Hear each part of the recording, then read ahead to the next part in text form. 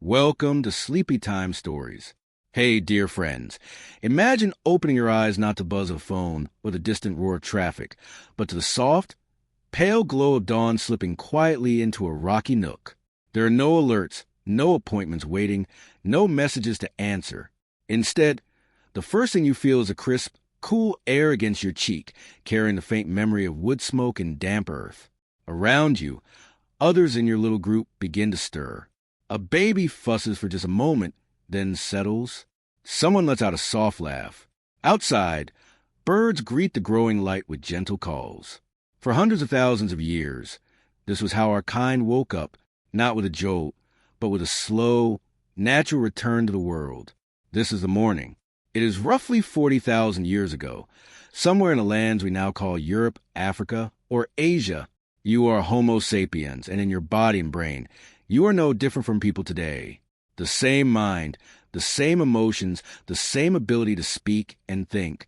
Yet your everyday world is so far removed from ours that it feels like another universe entirely. So here's the mystery that keeps archaeologists and anthropologists endlessly curious. What did you actually do with your hours? We have this dramatic image glued in our heads from movies and documentaries. Cavemen, shaggy and frantic, always running from huge cats, always desperate for a scrap of food, living on the very edge of death. That is the story, isn't it? Prehistoric life as a never-ending nightmare of struggle and terror. But that picture is almost entirely false. The real evidence tells a very different tale. Early humans were not just scraping by. They were truly living. They had rich social bonds, free time, art, music, beliefs, laughter. They gathered around fires and told tales. They decorated their own skin. They carved tiny, intricate figures and painted breathtaking scenes deep inside caves. They looked after the old and the sick. They buried their loved ones with ceremony and small treasures. They had culture, deep and complex, and we are only beginning to understand it. Yet, before we dive into cave paintings and funeral rites, we need to understand the everyday basics. What was a normal day like? How did our ancestors spend their time when there were no commutes, no payments, no shops to visit? When survival meant something completely different from what it means today. The truth may surprise you. Early humans likely worked fewer hours than you do now. Studies of modern hunter-gatherer groups, which give us our clearest glimpse into prehistoric life, show that people typically spent only 4 to 6 hours a day on what we would call survival chores: finding food, hunting, preparing meals, fixing tools, and tending shelters. That is it. The remainder of the day was free. Socializing, playing, making art, telling stories, simply hanging out together. This goes against everything we've been told about progress. We imagine our ancestors as desperately poor in both time and resources, while we are rich and comfortable. But when it comes to free time, the opposite could well be true. A prehistoric human probably had more hours of leisure in a week than many modern people get in a month. If you are listening to this as you drift towards sleep, that is exactly why I create these stories. Maybe tap subscribe and tell me where you are right now and what time it is. I always look at the comments, and it's fascinating. Someone in Tokyo as dawn breaks, someone in London at lunchtime, someone in California in the middle of the night, all floating off to the same tales about our shared human history. The more we learn about prehistoric life, the richer and more nuanced the picture becomes. Yes, there were real dangers. Injuries were common and often severe. Many children did not survive early years. Infections that we now cure with antibiotics could turn deadly. Life expectancy was lower than today, but not as low as you might assume. If you made it past childhood, you had a fair chance of living into your 50s or 60s. Some people lived much longer. But here is what truly matters. Within those years, people lived fully. They laughed, they loved, they mourned, they made things, they struggled, they celebrated. They were not just biological machines built only for survival. They were humans in every sense of the word. We understand that. They needed food and shelter, yes, but also connection, meaning, beauty, and play. So, let us walk through one day together. Not a dramatic day with mammoth hunt or a clash with strangers, though those happen sometimes. Just an ordinary day. An everyday sort of day 40,000 years ago, when a person woke to dawn and lived a life that feels at once strange and familiar to how we live ours. Because understanding how our ancestors truly spend their time does not just tell us about the past. It raises uneasy questions about the present, about how we live now, about what we have gained through civilization, and what we may have lost, about whether progress always means what we assume it means. Let's begin at that moment when gray light filters into the rock shelter and another prehistoric day starts to unfold. You are not waking to an alarm. There are no alarms at all.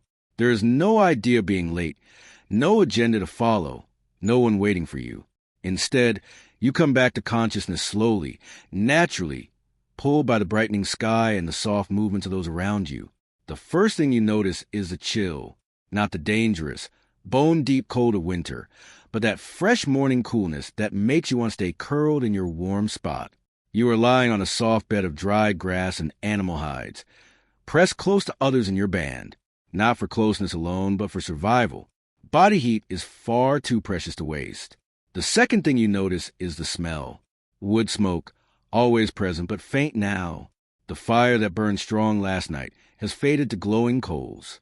Mixed with that is the scent of unwashed bodies, not unpleasant, just human. The smell of cooked fat from yesterday's meal. The earthy, mineral scent of the rock shelter itself.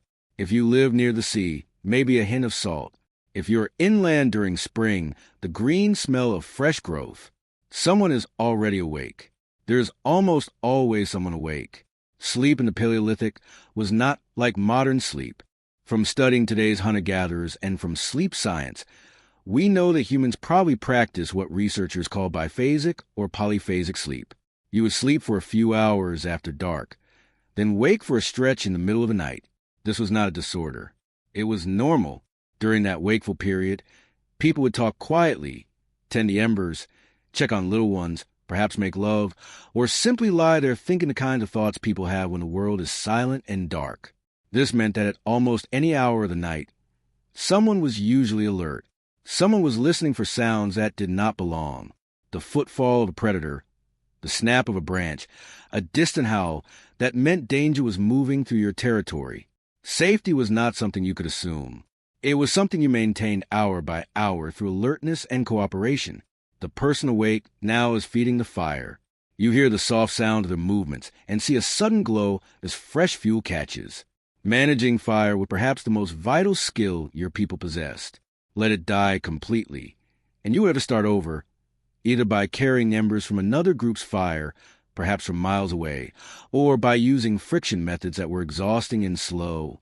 Far better to keep it alive. Far better to ensure someone always took the responsibility of feeding it through the night. Who took that turn varied. Sometimes the elderly, who slept more lightly anyway and had already shown their worth in countless other ways. Sometimes young adults, especially those without small children, needing their parents' full attention. Sometimes it was informal rotation, an unspoken understanding that everyone helped keep the group alive. As the fire grows, more people begin to wake. Children first, as usual. Kids almost always wake up ready to move, ready to play, just like they do now. You hear a small voice, a rustle of bodies, a mother's gentle murmur, telling her child to stay close, stay warm, wait for the sun. But children are terrible at waiting. Within moments, a few of the older ones are up, stretching, moving toward the fire, their breath visible in the cold morning air. The adults wake more slowly. There's no hurry at all. Please understand this. The whole concept of rushing, of hurrying, of feeling pressed for time, those are modern inventions. Your day is ruled by light, by hunger, by the weather, by the seasons. The sun is just beginning to paint the eastern sky with shades of gray and pink. There are hours before you need to do anything in particular. Right now, the most important task is moving from sleep to wakefulness in a way that does not waste the precious calories you will need for whatever the day brings. So people stretch slowly, methodically, working out the stiffness that comes from sleeping on the ground. They yawn, scratch, and take care of basic bodily needs. If you are in a rock shelter or cave, there's likely a specific area for waste. Far enough away to keep the camp clean, but close enough to be safe. If you are in a temporary camp, people simply walk a short distance into surrounding plants. Someone, probably one of the more experienced members of the group, steps just outside the sleeping area to check the surroundings. Not out of fear exactly, but out of care. What has changed overnight? Are there new tracks near the camp? What is the weather doing? Is that cloud formation in the west bringing rain, or just passing by? Is the wind shifting, carrying different scents, different information about what is happening in the wider world? This morning assessment was crucial. Paleolithic humans were readers of signs in ways we can hardly imagine. They could tell from the actions of birds whether a predator was close. They could read weather patterns days ahead by watching clouds, feeling the dampness in the air, noticing how different plants responded to changes in the atmosphere. They could identify individual animals by their footprints and tell you how long ago they had passed, whether they were healthy or hurt, alone or part of a herd. All this knowledge gets processed and, importantly, shared. As more people wake and gather around a growing fire, conversation begins. Quiet at first, then building as the group's collective energy comes online. Dreams might be discussed. The Paleolithic mind likely did not draw sharp lines between dreaming and waking life.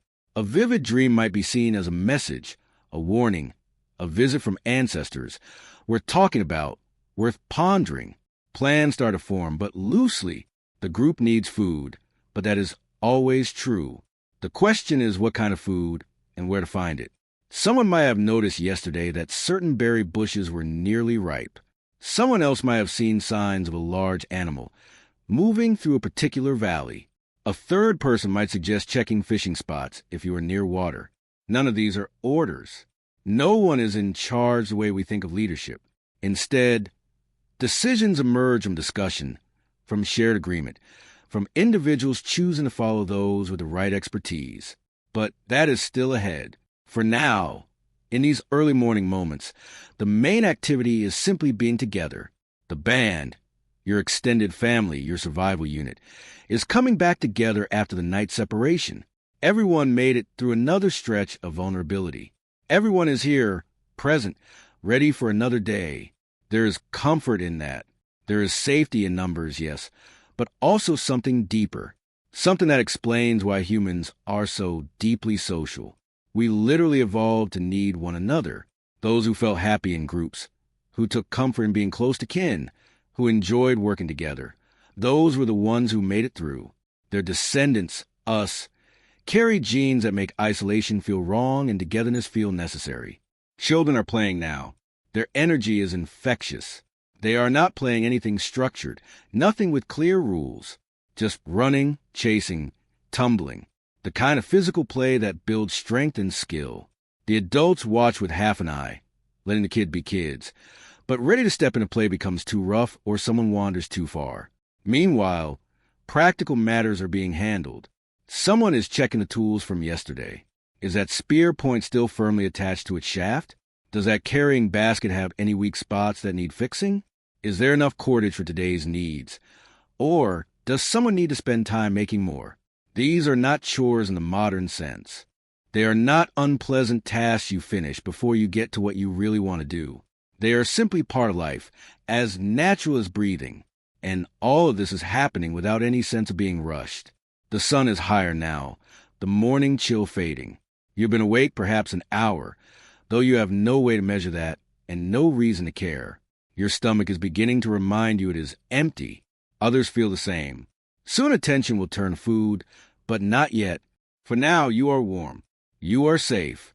You are surrounded by people who know you and care whether you survive, because your survival helps their own chances. This is what waking up in the Paleolithic felt like. No sudden jolt into consciousness. No frantic rush to get ready. Just a slow, shared movement from sleep to activity, guided by light in bodies and the ancient rhythms that govern human life for hundreds of thousands of years. It is a pattern so essential that we still carry its echoes within us. That urge to hit snooze, to rise slowly, to ease into the day rather than attacking it, that is not laziness. That is your Paleolithic brain remembering how mornings used to be, back when we had all the time in the world, and the only schedule that mattered was the sun's journey across the sky. Now, let's talk about breakfast. Except your ancestors 40,000 years ago did not have breakfast the way you think of it. They did not wake at a set time, walk to a kitchen, and pour out a bowl of grain. They did not really have meal times at all.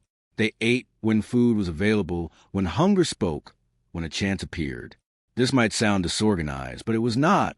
It was perfectly matched to their world. Picture yourself waking in that rock shelter as the first light enters. Your stomach growls. You are hungry, so you eat. It is that simple. What you eat depends entirely on what is around. Maybe there is leftover meat from 2 days ago, when the hunters brought down a red deer.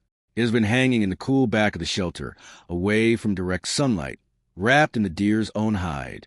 The cold autumn air has kept it from spoiling, though it is starting to take on a slightly gamey smell. That means you should probably finish it today. You pull off a strip and chew slowly. It is tough, it requires real effort, but it is protein and fat, exactly what your body needs after a night of sleep. Your teeth are strong, your jaw muscles powerful. Dental studies of Paleolithic skulls show remarkable wear patterns, evidence of a lifetime spent processing tough foods. But here is the fascinating part. Those same teeth show something else. Microscopic plant residues, starch granules from roots and tubers, tiny bits from seeds and nuts. Your ancestors were not eating only meat. They were eating almost everything. Beside the meat, there's a wooden bowl, really just a folded piece of bark sealed with pine resin, filled with hazelnuts gathered 3 days ago. You crack a few between your back molars. The technique has been passed down through generations. Children watch adults do this from infancy, learning the exact angle and pressure needed to break the shell without crushing the meat inside. Next to the nuts, there is a leather pouch of dried berries, blackberries gathered in late summer and left to dry in the sun. They are wrinkled now, concentrated and sweet, and you eat a handful.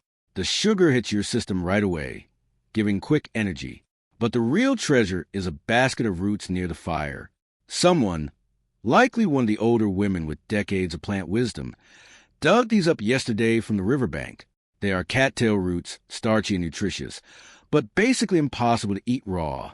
So they were placed near the fire, not in it, just close enough that the gentle heat slowly breaks down the tough fibers and turns complex starches into digestible sugars. This is cooking, but not as you know it. No recipes, no exact temperatures, no timers. Just knowledge gathered over thousands of generations about what heat does to different foods. The roots have been sitting there all night, slowly roasting in the leftover warmth from the fire that never quite dies.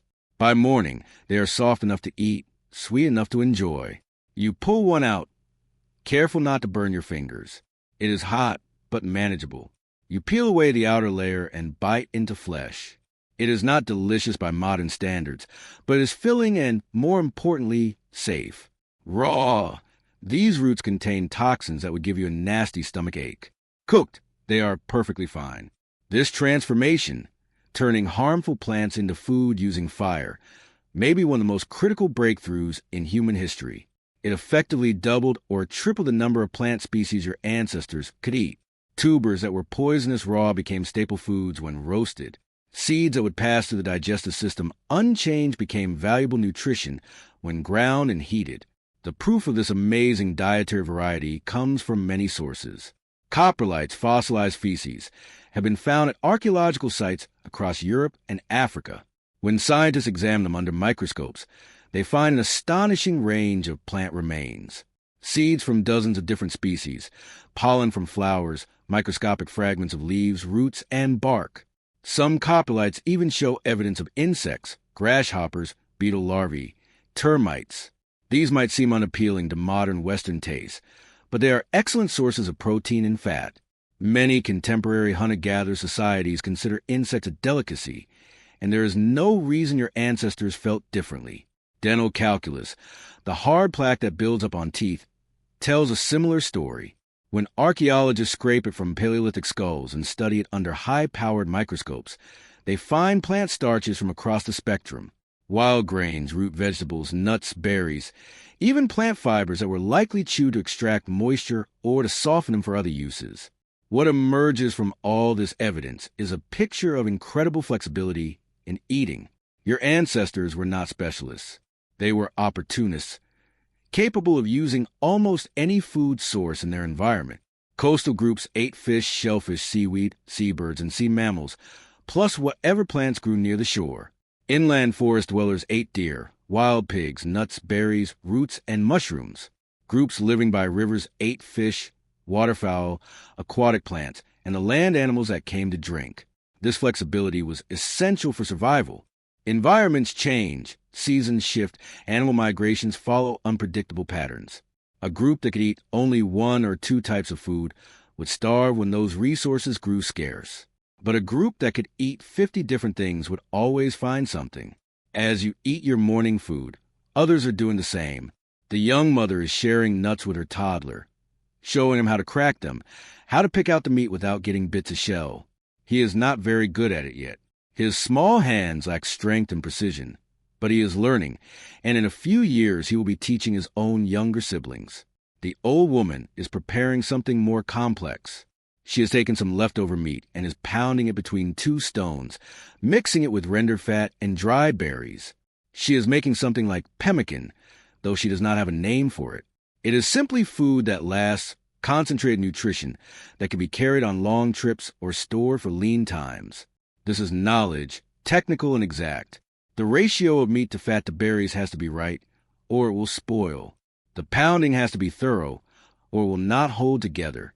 She learned this from her mother, who learned it from hers, a chain of knowledge stretching back thousands of generations. No one eats alone. That almost never happens. Food is social, shared, given out according to complex rules that everyone knows by heart. The hunter who made the kill yesterday is not eating any more than anyone else. In fact, he might be eating less, because that is how the system works. Kill an animal, share it with a group, and when someone else makes a kill, they will share with you. This is insurance. Shared risk, the social glue that holds a group together. Children run back and forth, stealing bites from different adults, getting playfully swatted away, or having food pressed into their hands. No one is stingy with children. There is always enough to go around.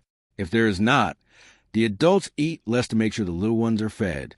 The meal is not formal or ceremonial. People eat standing, sitting, walking around, checking tools, talking, laughing, but it still serves vital social purposes. Everyone is together, strengthening bonds, sharing news, making plans for the day. Who will gather plants today? Who will hunt? Who will stay back to work on that deer hide? These choices happen naturally, born from agreement rather than command. Someone mentions that the hazelnut trees by the northern grove should be producing well now. Several women and older children volunteer to go and see. Someone else notes that there were deer tracks near the river yesterday. The hunters exchange looks, nod, and begin mentally preparing for a possible chase. Food preparation continues throughout this talk. Hands are always busy. Someone is grinding seeds between stones. Someone else is sorting through dried herbs, throwing out any that show signs of mold. A teenager is learning to use a sharp flint flake to slice thin strips of meat, getting them ready for drying. These skills are essential, and they are learned entirely through watching and practicing. No written recipes, no formal lessons. Children watch adults, try to copy, get corrected, try again. By the time they are grown, they have an encyclopedic knowledge of food, which plants are edible and when, how to find them in different seasons, where they grow, how to prepare them, how to store them. This knowledge base is staggering. Studies of modern hunter-gatherers show they typically know detailed information about 200 to 300 plant species. They know which parts are safe to eat, which need processing, which have medicinal uses, which are poisonous, which are useful for other purposes like cordage or poison for arrow tips. Your ancestors almost certainly had the same knowledge. They had to. Their survival depended on it. Eat the wrong mushroom, and you are dead. Fail to prepare certain roots properly, and you spend 3 days in agony. This is not casual information. This is life or death knowledge, carefully preserved and passed from generation to generation. As the morning meal winds down, the fire is fed a few more sticks. The embers never go out entirely if someone is paying attention. Fire is too precious, too hard to create from scratch. Far better to keep it alive, feeding it regularly, protecting it from rain and wind. Someone is always responsible for tending the fire, usually rotating among different people. The meal was not fancy, but it was enough. Everyone has eaten something. Bellies are reasonably full. Energy levels are good for whatever the day will bring. And that is really all that matters. Your ancestors were not gourmets, but they understood nutrition in a deep, instinctive way. They knew that variety mattered, that different foods offered different benefits, that balance over days and weeks was more important than perfection at every meal. They ate to live, but they also lived to eat. Food was a pleasure, even when it was simple. The satisfaction of cracking a nut perfectly, the sweetness of ripe berries, the rich, fatty taste of roasted bone marrow. These were not just calories. They were experiences, shared moments, connections to the land and to each other. And now, with morning fully arrived and stomachs filled, it is time to begin the day's real activities. Here is something few people realize about prehistoric life. The hunt gets all the glory. The dramatic encounters with mammoths, the coordinated takedowns of deer, the dangerous standoffs with predators. That is what grabs our attention and ends up in museums and documentaries. But here's the truth that would have been obvious to anyone actually living 40,000 years ago. Hunting was the exception. Gathering was the rule. On any given day, somewhere between 60 and 80% of your calories came from plants, roots, tubers, nuts, seeds, berries, leaves, flowers. The percentage varied by season and location. Groups near coastlines might have gotten more protein from shellfish. Communities in northern regions might have relied more heavily on meat during long winters. But for most human populations, most of the time, plants were what kept you alive. This was not because our ancestors were especially fond of vegetables. It was simple evolutionary math.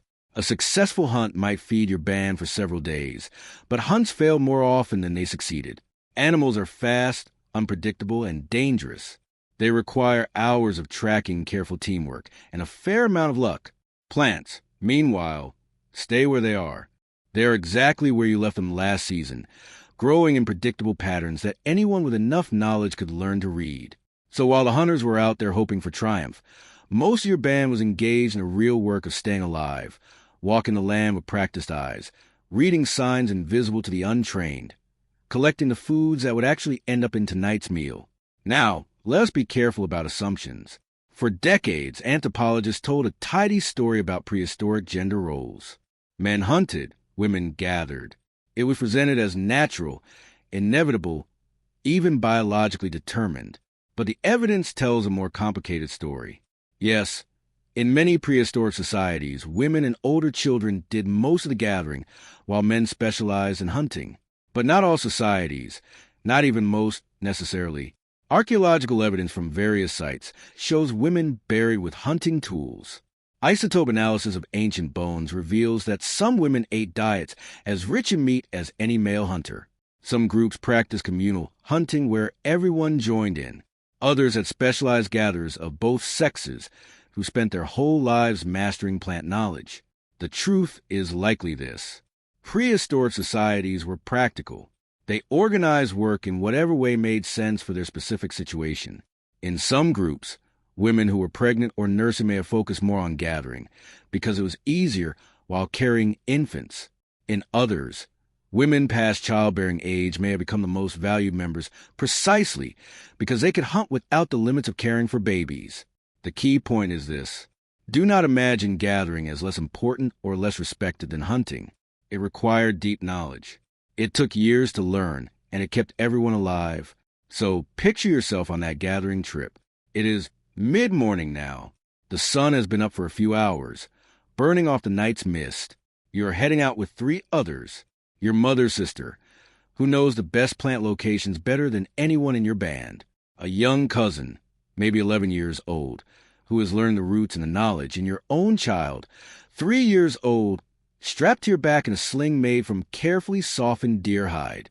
You are not just wandering randomly. You are following a mental map built up over years of observation. The oak grove 2 miles north should have acorns ready to collect now.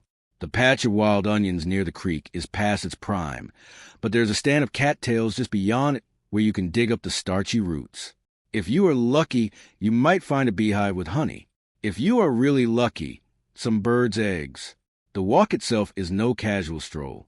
You will cover somewhere between 5 and 10 miles today, most of it over terrain that would challenge modern hikers. Rocky hillsides, thick brush, streams to cross, slopes to climb. You do all of this while carrying a child, plus the tools of your work. A digging stick, fire-hardened and worn smooth from use. Several baskets woven from plant fibers, nested inside each other. A leather bag for small finds.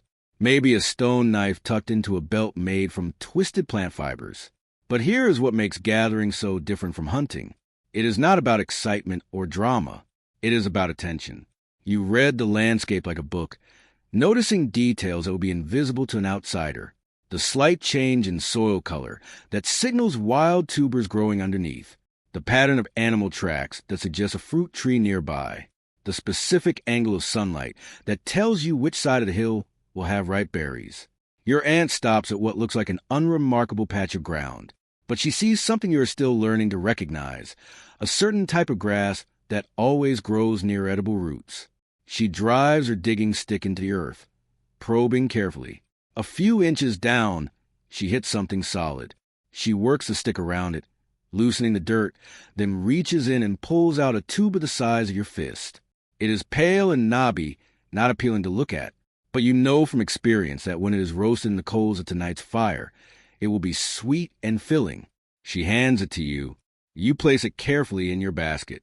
She digs again. Another tuber and another. The spot is rich.